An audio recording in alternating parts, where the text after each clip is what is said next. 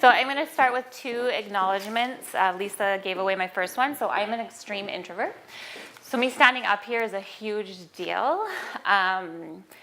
What that speaks to is Lisa. So last time when this class ended, she asked for volunteers, and I think it was about 5 minutes before I emailed you back, and I said, I'll do it. And I was like, what?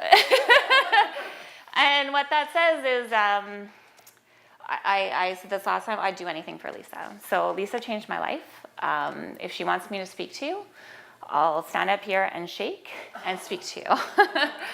The other thing I want to acknowledge, which Carrie-Anne is about to probably speak about next, is Carrie-Anne is my coach in life, and it's a little bit surreal for me to stand up here and speak with her there. Look, she's making faces at me. Because, which I just acknowledge, she knows what this is like for me right in here right now. So she gets to see me do it, which is, it's a little bit surreal for me right now. So if you need a coach in life for any reason, personal or business, she's your girl right there. No, I'm embarrassing her. So I'm going to start this class where I finished, which was November. So I started in September 2013. And Linda spoke, as well as a lovely lady named Michele. And she stood up here and said out loud, hi, my name is Michele, and I'm a food addict. She then laughed, like that nervous giggle, and so did everybody else in the room, which broke a little bit of the nervous tension about the admission. For me, it took my breath away. It was unique to hear it spoken in my own name and to hear somebody say it out loud. She spoke with me last time, and I couldn't say that in front of her at the time. So, hi, my name is Michele, and I'm a food addict. And I have successfully maintained my weight for 6 months, which is huge.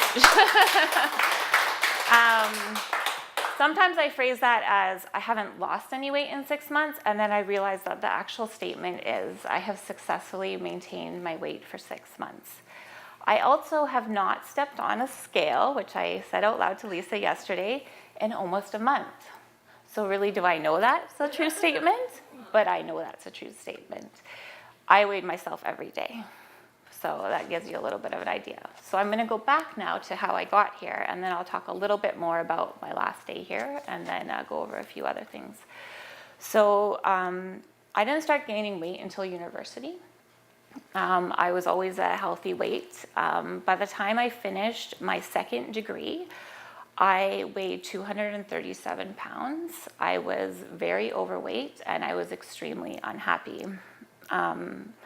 I hired a personal trainer, spent $6,000 on that. I went to Weight Watchers 4 times. The first time before my wedding, just a coincidence, but everyone thinks that's why. The second time after my honeymoon, not a coincidence. The third time after my first child, and the 4th time after my second child.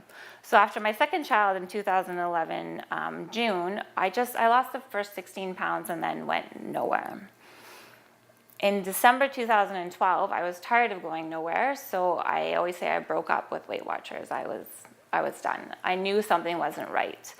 I was picking little tiny pieces of bread because they were less points, but it's not what I wanted to eat at all.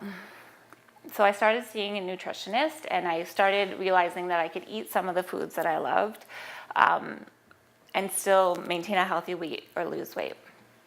In February 2013, I was diagnosed with cancer. I have a rare form of eye cancer. This is going to sound as a little bit of theme with Linda. I had to have surgery and radiation. When I was sitting at the cancer clinic, there's a brochure, and it tells you the top 5 ways to prevent 50% of cancers. Does that make sense? I kind of said it in number 1 is maintain a healthy weight. And number 2 was nutrition. So I read this brochure while I was waiting for my consultation, and I was like, what are you doing? Like, you don't have a healthy weight, you're not eating well. Mine is not on the list of preventable cancers. Mine's on the list of extremely rare cancers that you get because shit happens. But I thought, man, like those are two things that I can do and I'm not doing them. And what happened for me though was, it wasn't good. I had my radiation and surgery in March. In April, I did a fitness challenge. Like, I started exercising like crazy. I was exercising 6 times a week. I wasn't eating great, I won't lie. I wasn't that part. I just focused on the exercise part. I then heard about Lisa, I think on Facebook, it doesn't matter. By the time I got to Lisa, I was operating up here in terms of anxiety, stress. I had this obsession, this desperation to do number 1 and 2. And it was ruining everything. By being in Lisa's class, what I realized was I could do less. I didn't have to act like a maniac. I also learned that the food I was eating was getting me to here, which I'll go over my list in a bit. So after being in here in that 10 weeks, so I started exercising 3 times a week. Crazy. And I started following the program. I started losing weight, even though I wasn't exercising as much. I started doing less. I asked for help. Like I did, some of those things that have nothing to do with the nutrition course that she was talking about. But on this day, in November, I sat in those chairs listening to Linda and Michele, and there was someone else, I think, thinking, I listen, but in my head, I was like, well, what the hell am I supposed to do now? Like, what am I supposed to do? How am I going to do this without you? Like, I'm on my own. Like, what am I gonna do? And my anxiety level was up here again. I just knew that I couldn't go back to the way it was, but I just wasn't sure if I could go forward on my own. So for about 7 to 10 days, I ate sushi. I had a McDonald's. I ate, I think, almost everything that I hadn't eaten when I wasn't in the course. And guess what? I felt terrible. After that, I realized that there was no going back. And I started seeing Lisa privately. So I saw her about once a month. And I just decided that the expense of that was worth the cost of not doing it. And I'm very fortunate now that there's a group of us who are all together. So I have the support of Lisa, I have the support of the group, and also Michele, who I referred to earlier, her and I have teamed up and we're buddies. So we support each other. I wrote a list out of the 3 months ago when I gave this talk, I wrote a list out of the top 10 things that I learned. So I'm going to read them to you because most of them still apply, but there's one that I'm quite happy about has changed. So I wrote out everything just in case I had to stood up there and totally blanked out, but I didn't, so it's okay. So I actually wrote what I've struggled with and learned in the 4 months since class ended. So it's actually been 6 months now. So the first one is there's no finish line. I will never be done. Sometimes when I say that, I kind of say it, I'll never be done. But really it's I'll never be done, right? Like I don't want to be done, right? So sometimes that gets a bit heavy, that statement, but I try to remember that's a good thing. I don't want to be done because if I'm done, then I'm going back, right? I have a choice, so I decide. This is my decision. I've made this decision. Number 3 is I'm a food addict, which I already admitted to all of you.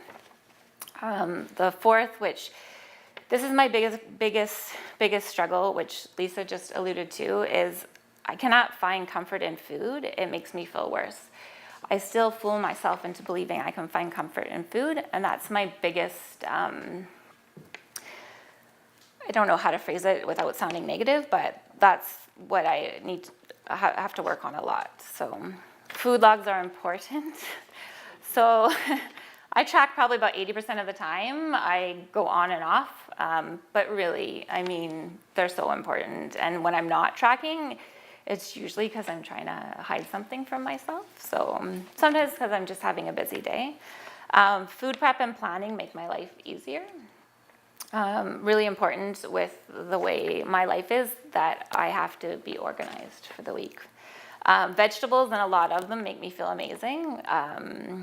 I love vegetables. If I'm not eating vegetables, I know it. I went away with my husband at Christmas time, and I didn't there's no grocery store there, and I didn't pack enough vegetables, and on like the second day, I was like getting a little squirrely about my vegetables. He's like, "Are you gonna be okay?"